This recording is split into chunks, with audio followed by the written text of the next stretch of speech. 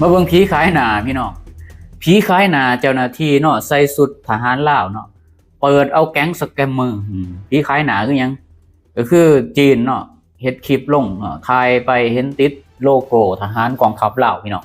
กำลังเปิดเอาแก๊งสแกมเมอร์หรืออีหยังก็แล้วแต่แอดมินก็บ่ฮู้ก็เบิ่งในภาพก็แล้วกันภาพมันฟ้องพี่น้องเนาะในขณะที่กัมพูชีหรือกัมพูชานี่มีการกวาดล้างแก๊งสแกมเมอร์เนาะทั่วโลกให้ความสนใจเนาะแต่ว่าสปปลาวเปิดครับพี่น้องอาจสิมีผู้รักผู้ใหญ่เนาะที่มีเครือข่ายในประเทศลาวหรือบ่ก็บ่ฮู้พี่น้องแต่ว่าตามเบิ่งแล้วนี่มันก็เนาะปฏิเสธบ่ได้ดอกพี่น้องว่ามันสิบ่มีส่วนเกี่ยวข้องเนาะเป็นไปได้หลายอย่างเนาะ50เนาะบ่จำเป็นต้อง50ก็ได้พี่น้องเอาแบบอาจสิเรื่องอื่นเอาสัก80เนาะเรื่องสแกมเมอร์เอาแค่20%ก็เสียหายแล้วประเทศลาวสิเป็นจังได๋ไปเบิ่งกัน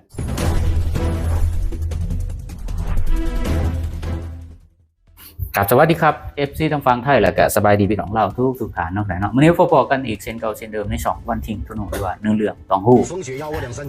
อยู่ในคลิปเนาะมีการเว้าเป็นภาษาจีนแล้วก็มีข่าวเนาะ2ไทยเนาะเอามาเฮ็ดข่าวแล้วก็ในวิดีโอนะมีการรายงานข่าวว่าน่าสิเป็นข้ามไปทางเวียดนามแต่แอดมินว่าเขาอาจสิบ่กล้าเว้าว่าเป็นลาวเนาะก็เลยเว้าว่าเวียดนามแท้เพราะว่าบ้านไกลเฮือนเคียงเขาอยากมีผลกระทบอย่างประมาณนี้แต่เนาะสุดทหารเห็นกระโปรงบอกแล้วเนาะเป็นจังได๋พวกมนุษย์ทำทั้งหลายเงียบเลยอันบ่พี่น้องเงียบปานแก้วตายอันบ่พี่น้องโอ้คันเรื่องจังซี่นี่พวกมนุษย์ทำนี่มันมิดเลยพี่น้องมันคิดว่าย่านเสียหน้าเสียตาปิดบังไว้คนเฮ็ดผิดคนเฮ็ดบ่ดีปิดไว้เป็นม่วนมั่งมรดกเป็นม่วนเสื้อพี่น้องให้สืบทอดต่อไปมันบ่ได้เว้าหรอกแอดมินนี่แหละเว้าเองแต่ว่าการกระทำมันเฮ็ดแบบนั้นมันไปเป็นแนวทางแบบนั้นแต่ก็เห็นคนที่มาเว้าเรื่องจังซี่มาแพร่ภาพแบบจังซี่โอ้หาบ่ได้มันดิ้นเนาะถามว่าเพจ IO เนาะมนุษย์ทำเพจบ่ถือปิดนี่ป้าเนี่ยมันก็สิอาจสิออกมาตอบโต้ข่าวซ่องนี่แหละมันหับบ่ได้พี่น้องเนาะแต่ไปเบิ่งประเทศจีนเบิ่งบัดนี้เป็นจังได๋พี่น้องเบิ่งประเทศจีนนายพลเนาะถูกดำเนินคดีถูกถอดยศตำแหน่งเป็นระดับนายพลได้พี่น้องแล้วก็มีหลายคนสงสัยว่าโอ้จีนเขาคือเฮ็ดได้สำหรับประเทศลาวเป็นยังเฮ็ดบ่ได้ตามที่แอดมินเห็นคนมาคอมเมนต์หลายขนาดพี่น้องประเทศจีนประเทศเวียดนามนี่เขาปราบคนฉ้อโกงฉ้อราชบังหลวงนี่ได้ดีขนาดเป็นยังลาวคือเฮ็ดบ่ได้แล้วก็สิมีคำถามอีกคำถามนึงเนาะบอกว่าประเทศจีนประเทศเวียดนามเลยคือเจริญก็เป็นคำถามที่น่าสนใจเนาะพี่น้องเนาะเวลาคนไปเว้าเรื่องประเทศลาวนี่บ่พัฒนาบ่เจริญผัดเอาจีนกับเวียดนามมาสมเทียบเปรียบเทียบว่าคือเจริญสิมาตอบให้ก็ได้ว่าเป็นยังเวียดนามจีนคือเจริญกับเวียดนามจีนเขาปราบปรามการคอร์รัปชันได้เอาไปยังลาวคือปราบบ่ได้ทั้งที่ว่าเป็นระบอบเดียวกันวัฒนธรรมจิตใจบ่คือกันแอดมินก็บอกมาหลายเที่ยวแล้วเนาะก็ต้องได้เว้าต่อไปอีกคือจังว่าแอดมินนี่มานั่งจับมือเขียนกอไก่ขอไข่น่ะมาจับมือฝึกเขียนเนาะก็คือครูสอนเนี่ยครูสอนนักเรียนเนาะจบไปแล้วเนาะชุดใหม่ปีใหม่เนาะเทอมใหม่ก็นักเรียนใหม่เข้ามาก็ต้องสอนอีกคือเก่าพี่น้องแอดมินก็เห็นคอมเมนต์แบบเก่าๆเดิมๆนี่แอดมินก็ต้องได้ออกมาตอบอีกคือเก่าพี่น้องเนาะลาวเนี่ยมันปราบบ่ได้นี่ก็ย้อนวัฒนธรรมนิสัยใจคอมันเฮ็ดกันบ่ได้2มาเนาะบ่มีความหนักแน่นที่จะเอาผิดเอาแม่นกันเพราะว่าหยังงูเห็นนุ่มไก่เห็นตีนงูแต่มันว่าเฮ็ดมันก็ถือว่าเป็นการล้างบางกันหมดแหละกันเป็นเฮ็ดก็แม่นว่าฝ่ายใดกล้าเฮ็ดมันก็เลยบ่กล้าเฮ็ดบ่คือเวียดนามบ่คือจีนเนาะจีนเขาใส่กฎหมายกฎระเบียบแท้ๆเนาะนิสัยใจคอเขาเฮ็ดกันได้เอาแล้วเฮ็ดจังได๋จังสิให้คนลาวเฮาเฮ็ดนิสัยใจคอได้คือเขามันบ่ได้วัฒนธรรมคนลาวคนไทยมันก็อันเดียวกันวัฒนธรรมคือกันแล้วเฮ็ดจังได๋ล่ะบัดนี้ฝ่ายค้านอย่างเดียวพี่น้องฝ่ายค้านอย่างเดียวแล้วสิจัดการได้เนาะบางคนก็ย้าน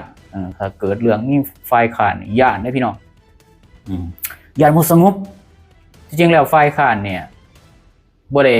เป็นต้นเหตุที่ว่าเฮ็ดให้ป ประเทศชาติบ่สงบหรือบ่สงบเลยพี่น้องฝ่ายรัฐบาลเปลี่ยนมาเป็นฝ่ายค้านก็ได้ฝ่ายค้านเปลี่ยนมาเป็นฝ่ายรัฐบาลก็ได้ซับเปลี่ยนกันถ้าแม้นว่าตัวเองแพ้เนาะ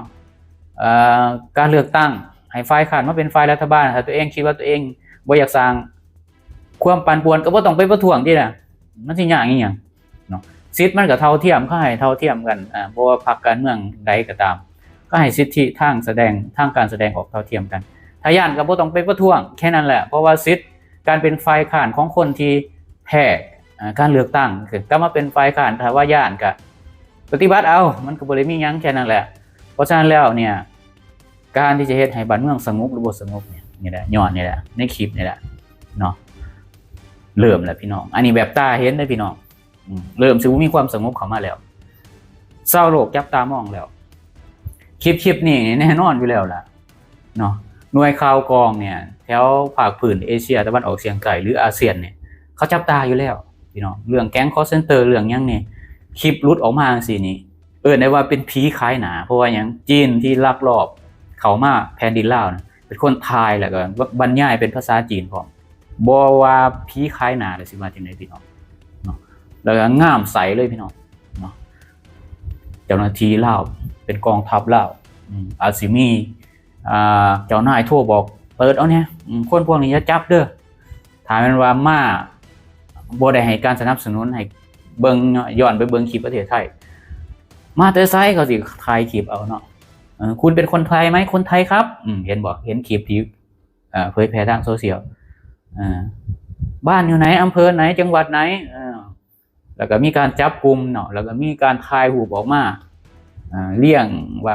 มีคนไทยที่ไปเป็นสแกมเมอร์นี่ถูกจับอยู่ชายแดนเนาะฝั่งเขมรข้ามมาฝั่งไทย